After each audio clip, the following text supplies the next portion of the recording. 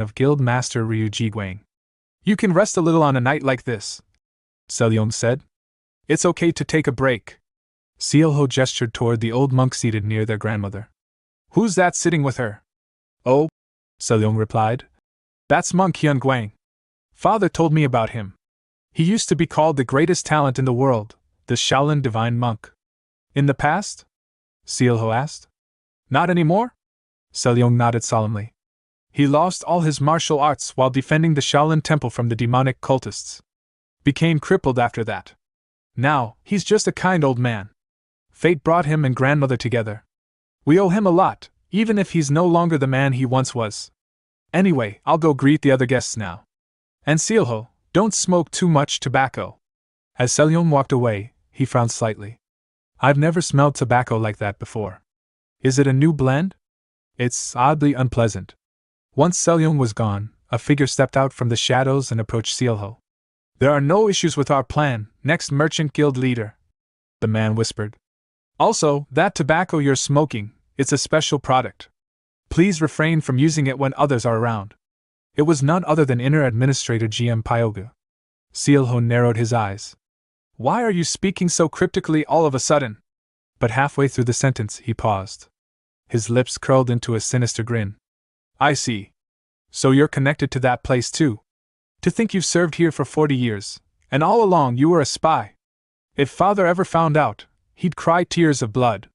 Changing the subject, Sealho asked. What happened with number 1027 was unfortunate, wasn't it? GM Pyoga nodded. If we'd been able to use her properly, Lady Sealwa could have been turned into our puppet. And now? Everything is going smoothly, Pyoga said. I've already sent instructions to our people using frequency transmission.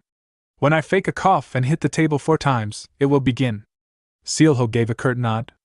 Understood. You've done well. You may go. Yes, sir. As if spitting on Mujin's hopes for a peaceful evening, Ryu Sealho was calmly imagining the bloodbath that was soon to unfold.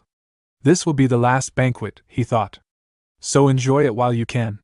Tonight I ascend as the new Merchant Guild leader. At that moment, Hyun Guang, seated beside Yun Gehi, grew tense. His expression hardened. Gehi noticed and frowned. Is something wrong? Hyun Guang thought grimly. Mujin, it seems your fears were justified after all. Meanwhile, Sealwa sat quietly by a pool, gently tossing small rocks into the water. Her thoughts were conflicted. Monk Mujin acknowledged how hard I've worked, but still, I wanted him to say I've become prettier. If he didn't say it, maybe he's not interested in me after all. She stood up, brushing off her dress. I should head back. They'll start looking for me soon. I'll get scolded for wandering off alone. Just then, a faint sound came from the nearby shadows. She turned toward it, suddenly on edge. What was that noise? No one should be here this late. She spotted 2 silhouettes. One of them spoke in a low voice. Another person's died from poisoning on the street. The voice belonged to Sealho's servant. He was speaking to GM Pyoga. Pyoga asked, Is this why we're concerned about that monk Mujin? Yes, the servant replied. He's been making moves like he knows everything. Every disruption in Nanchang was tied to him. It's no coincidence. Pyoga added. Number 1027's incident was his doing as well. She claimed Mujin deceived everyone. If we're wiping them all out, we should kill him too. I agree, the servant said. Let's take this chance to eliminate him. Sealwa's breath caught in her